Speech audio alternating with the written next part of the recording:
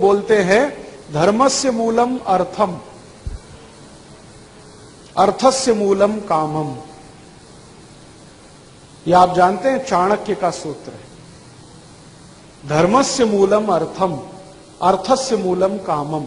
इसका सीधा सा अर्थ है कि धर्म के मूल में अर्थ है, माने अर्थ कमजोर हुआ तो धर्म अपने आप कमजोर होता है। और यह दुनिया भर में देखा जाता है। जिन देशों की अर्थव्यवस्था कमजोर है उन देशों का धर्म कमजोर ही होता है। जिन देशों की अर्थव्यवस्था मजबूत है उनका धर्म भी मजबूत होता है। आप देख लो, यूरोप और अमेरिका की अर्थव्यवस्था मजबूत है तो ईसाईयत पूरी ताकत से लगी हुई है सारी दुनिया में। अरब देशों की अर्थव्यवस्था पिछले 30 साल में मजबूत हुई है। 30 साल पहले तो उनको कोई जानता पहचानता नहीं था। 30 साल में उनकी अर्थव्यवस्था मजबूत हुई है तो इस्लाम को देख लो आप, कैसी ताकत से दुनिया के सामने अभी खड़ा हो रहा है। आज का अखबार आप पढ़ो तो जॉर्ज बुश को धमकी दे रहा है अल जवाहिरी, एक इस्लामिक आतंकवादी संगठन का कार्यकर्ता, अमेरिका के राष्ट्रपति को धमकी दे रहा है क्योंकि उसकी आर्थिक ताकत इतनी मजबूत है। उसको मालूम है कि उसके देश में से कितना पेट्रोल और डीजल दुनिया भर में बिक रहा है और कितनी इनकम उसको आ रही है। उसकी ताकत पर वो जॉर्ज बुश को धमकी दे रहा है। और हमारे देश के प्रधानमंत्री और राष्ट्रपति का तो दम निकल जाता है हिंदू भारतीय शब्दों का उपयोग करने में। क्यों? आपकी आर्थिक शक्ति कमजोर है तो धर्म तो कमजोर होने ही वाला है।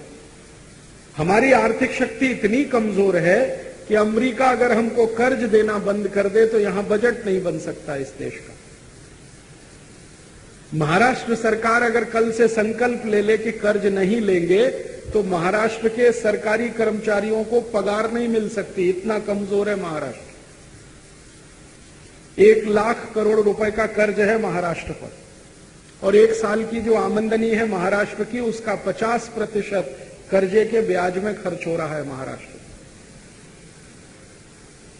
तो हम कर्ज आधारित अर्थव्यवस्था चलाते हैं और जो कर्जदार होता है वो सबसे कमजोर होता है। साहूकार के सामने आंख में आंख डाल के बात नहीं कर सकता। तो चूंकि हमारी अर्थव्यवस्था कमजोर है इसलिए धर्म भी कमजोर है।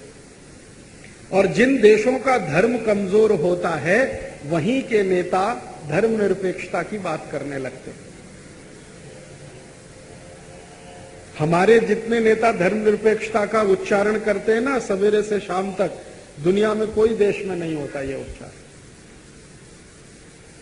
सऊदी अरब बहुत छोटा सा देश है, संयुक्त अरब अमीरात बहुत छोटा सा देश है, बहरीन, कुवैत, ओमान बिल्कुल शहर के बराबर के देश है, फिर भी डंके की चोट पर कहते हैं इस्लाम हम धर्म मानते हैं और इस्लामिक राज्य हमारा है। और आप संयुक्त अरब अमीरात या जैसे किसी भी देश में चले जाइए, मस्जिद में अजान जब होगी तो सारी दुकानें बंद करनी ही पड़ती हैं, भले आप हिंदू हो या ईसाई हो। दुबई चले जाइए, आप अबू धाबी चले जाइए, दोपहर की नमाज जब पढ़ी जाती है तो सारे कारखाने, सारी फैक्ट्रियां, सारे कॉलेजेस, हॉस्पिटल सब बंद कर दिए जाते हैं जितनी देर अजान चलती है। और लाउड स्पीकर इतना तेज तेज बोलते हैं कि आपका कान फट जाए। आप हिंदू हैं, 37 लाख हिंदू रहते हैं वहां, उन सबको काम छोड़ के बैठ जाना पड़ता है जितनी देर अजान चलती है। यूरोप में चले जाइए, कहीं भी आप देख सकते हैं इस बात को कि ईसाईयत का कोई पर्व आ गया बड़े से बड़ा तो सरकार क्या, सरकार के ऊपर की सरकारें सब बंद करके उस पर्व में लग जाती है। ईस्टर आता है ना, ईस्टर, तो ईस्टर के समय अगर आप यूरोप में रहते हैं, भले हिंदू हैं लेकिन जबरदस्ती आपको जाना ही पड़ेगा उस छुट्टी के साथ जो ईसा मसीह के लिए तय की गई है। वो कभी नहीं कहते कि हम धर्मनिरपेक्ष हैं, ये धर्मनिरपेक्ष तो कमजोर लोगों का शब्द है। और भारत में परिभाषा माने तो धर्म के निरपेक्ष कुछ होता नहीं है, ना आप ना मैं।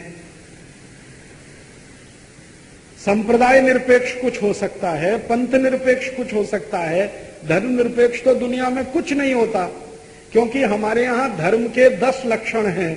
जो धारण करे वो धार्मिक है। यहां मंदिर में आके घंटा बजाना ये कर्म कांड है, धर्म नहीं है। धर्म तो धारण करने वाले 10 लक्षणों के आधार पर चलता है। मनुस्मृति में वो लक्षण दिए गए हैं। धर्म क्या है? जो व्यक्ति उसको धारण करे उसके 10 लक्षण हैं, वही धार्मिक है। वो हिंदू हो, मुसलमान हो, ईसाई हो, पारसी हो, इससे कोई लेना देना नहीं है। जो उन लक्षणों को धारण करे वो धार्मिक है। ये हमारी परिभाषा है, लेकिन संविधान में बिल्कुल उल्टा है कि जो मंदिर में जाए घंटा बजाए वो धार्मिक है, कोई तिलक चंदन ऐसे लगाए कोई ऐसे लगाए वो धार्मिक। ये सब कर्म कांड है। और कर्म कांड करना इसलिए पड़ता है कि धर्म के साथ आप जुड़े रहें। अगर कर्म कांड नहीं होगा तो छूट जाता है सब कुछ। तो हमारे ऋषि मुनियों ने बहुत सोच समझकर धर्म को अलग किया, कर्म कांड को अलग किया। कर्म कांड जिंदगी का हिस्सा बना दिया ताकि आप उससे अलग ना हो जाएं, और धर्म बता दिया कि ये लक्षण हैं, इनको आप धारण करो। मनुस्मृति में बिल्कुल स्पष्ट परिभाषा है, और इतनी सुंदर परिभाषा है कि दुनिया में कोई दे नहीं सकता उसको। पूरे ब्रह्मांड के लिए वही है, और वो मनुष्य के लिए नहीं है, मनुष्यतर प्राणियों के लिए भी वही परिभाषा है। पशु हैं, पक्षी हैं, कीड़े हैं, मकोड़े हैं, चींटी है, हाथी है, सबके लिए वही है। तो हमारे यहां तो अगर धर्म के निरपेक्ष आप चले जाएं तो ये ब्रह्मांड ही रसातल में चला जाए, दुनिया ही नहीं चलेगी। तो भारत में तो धर्म निरपेक्ष कुछ नहीं हो सकता। यहां कुछ हो सकता है तो पंथ निरपेक्ष हो सकता है कि सरकार पंथ निरपेक्ष है, इस पंथ का भी नहीं मानती, उसका भी नहीं मानती, इस संप्रदाय का भी नहीं मानती, उस संप्रदाय का भी नहीं मानती। तो धर्म निरपेक्ष होना तो संभव ही नहीं है, भारत के ही लिए नहीं, दुनिया में किसी के लिए भी। ईसाईयत भी धर्म निरपेक्ष नहीं हो सकते, नहीं तो डूब जाएगा सब कुछ। इस्लाम भी धर्म निरपेक्ष नहीं हो सकता, क्योंकि सब डूब जाएगा। धर्म निरपेक्ष तो दुनिया में कुछ नहीं हो सकता। जो है वो धर्म के सापेक्ष ही हो सकता है, निरपेक्ष तो कुछ नहीं हो सकता। संप्रदाय निरपेक्ष कुछ हो सकता है, पंथ निरपेक्ष कुछ हो सकता है, लेकिन हमारे नेताओं को तो ये बात करने में भी डर लगता है। या तो वो बहुत कमजोर हैं या मूर्ख हैं, दो ही कारण हो सकते हैं। मुझे लगता है कि उनमें मूर्खता की पराकाष्ठा है नेताओं में। कमजोरी तो है, थोड़ी बहुत है, लेकिन मूर्खता की पराकाष्ठा है।